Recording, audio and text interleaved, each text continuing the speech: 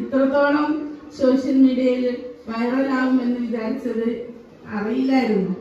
പക്ഷെ ജനങ്ങള് ഇതിൻ്റെയൊക്കെ കാരണക്കാരനായ നമ്മളെ ബുള്ളറ്റ് മാനുവാണ് ഇത് വീഡിയോ പുറത്തേക്ക് ഇട്ടത്.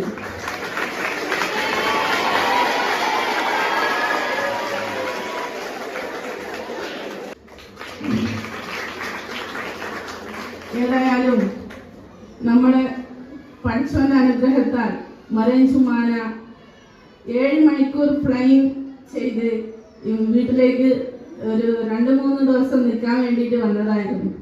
പക്ഷെ ഇത്രത്തോളം സോഷ്യൽ മീഡിയയിൽ വൈറലാകുമെന്ന് വിചാരിച്ചത് അറിയില്ലായിരുന്നു. ആദ്യം SPL ലൈസൻസ് കിട്ടാൻ വേണ്ടി ഞങ്ങൾ ഒരുപാട് ത്യാഗം സഹിച്ചിട്ടുണ്ട്. ഞങ്ങൾക്ക് ആരും പറഞ്ഞു തരാൻ ആരുമില്ല. ഇതിലേക്ക് കൊണ്ടുപോകണമെങ്കിൽ നമുക്ക് ഏജന്റ് ഒക്കെ വേണം.